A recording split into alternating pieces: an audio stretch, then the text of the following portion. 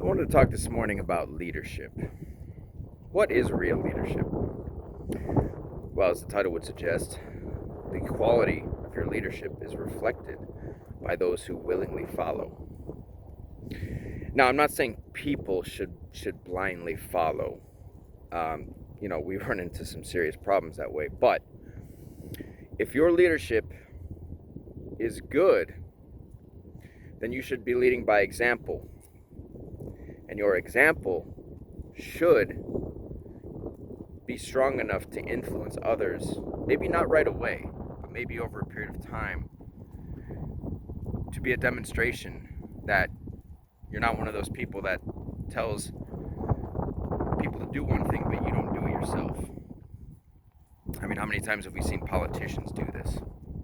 Where they're happy to bark orders at the public, but they're not actually things that they'll adhere to themselves. And that's the kind of hypocrisy that I can't fucking stand.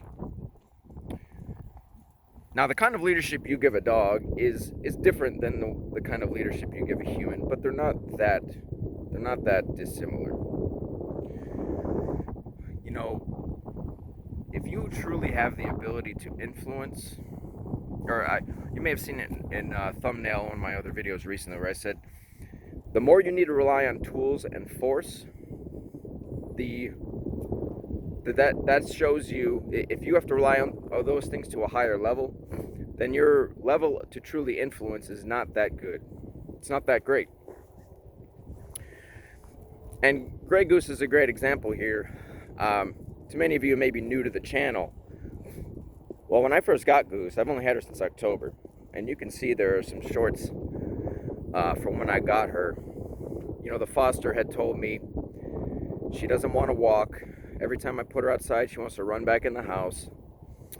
She's hoarding the toys. She's lunging at other dogs' faces. And now those are two bits of information that I thought, I really want to see this. That really piqued my interest.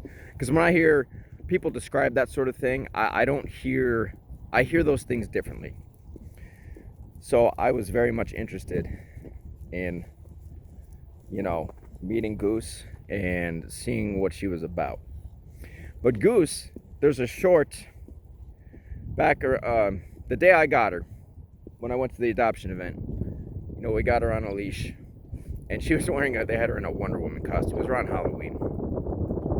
But you could see in that clip, she did not want to follow me. And she wanted to keep running back to the veterinary clinic, the animal hospital, that the adoption event was at. But I brought her home, and I had Goose off leash within like a day and a half. Because when you do things in a certain way, and dogs just know, based on the strength of your personality and the way you communicate with them, that you are worth following. Goose showed pretty quickly. I didn't have to do much with the leash to show her that, hey, I got this. Let me lead, and you can follow. Everything's good. Well, you could see, because I recorded those clips too. The first couple of days when she was on a leash. So I think it was only the first day she was on a leash, and how quickly I started experimenting with her off leash, and I saw right away that she didn't need a leash. So what I have on her now, I call the mental leash.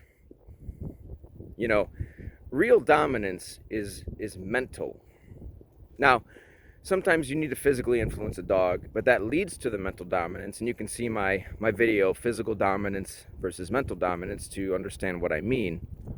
Because dogs do this to each other, where they may have to physically dominate another dog to assert their dominance, and then if the other dog submits to that, the more dominant dog now has mental dominance over that dog.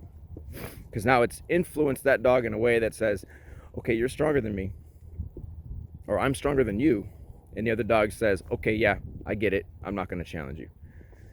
And that's what leads to the respect.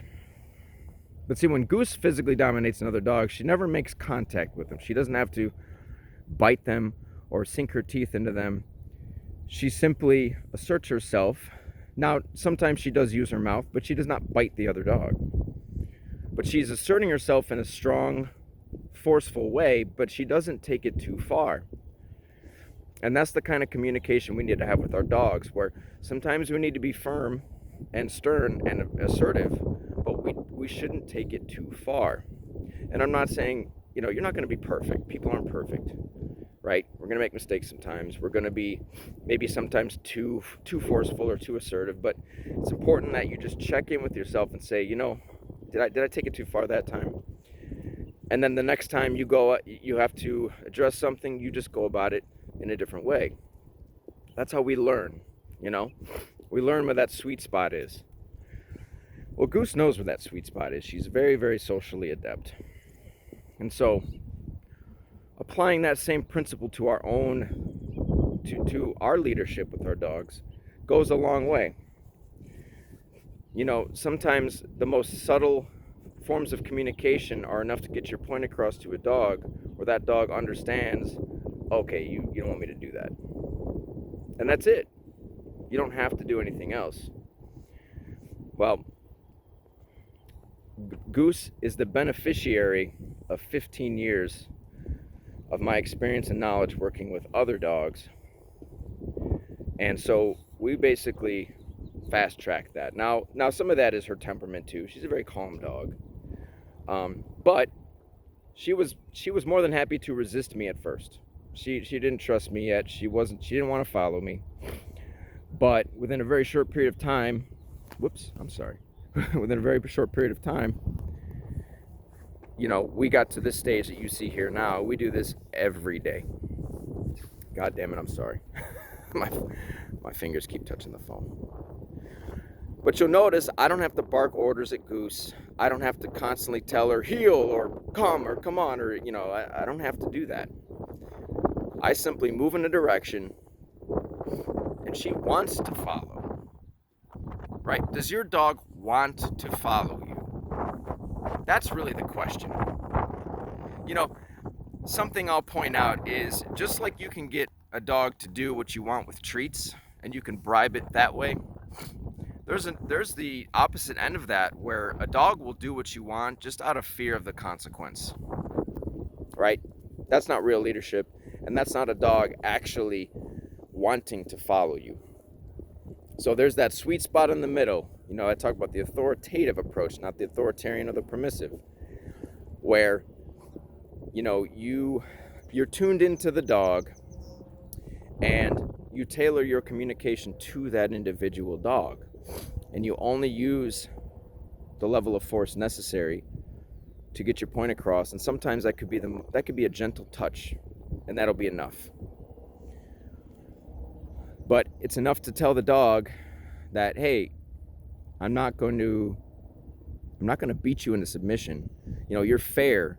There's assertiveness, but there's still kindness, right? We don't need to be mean about these things. We still should respect the animal, right? And then in turn, we get the respect back from them, because we're never too harsh with them. And like I said, maybe sometimes when you're still learning this stuff, you are a little harsh, but that's okay. You check in with yourself and say, yeah, maybe that's too much, and then you just dial it back the next time. But if you watch any of my other videos, I'm not trained Goose. Training to me is skill-based. I don't build skills in dogs. So I've never trained Goose to come here. I've never trained her to stay. I've never trained her to sit. I've never, quote, taught her any of that. And yet she follows me.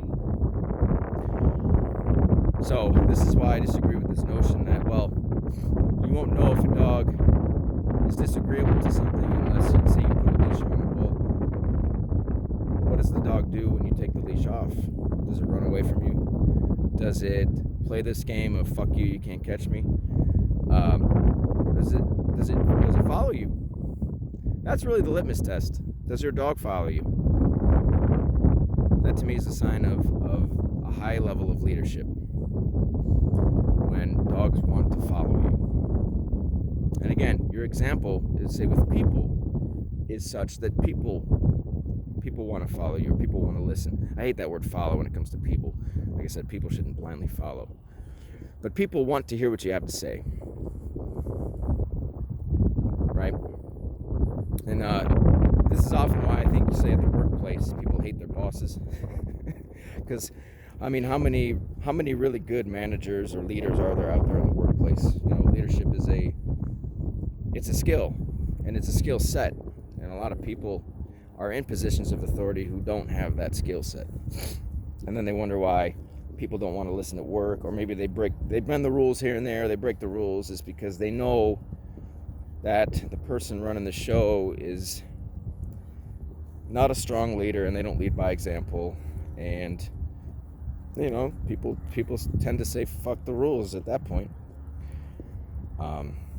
But do you have people that do you work for somebody, or do people work under you who want to follow the rules simply because your leadership is of high quality? Just some food for thought.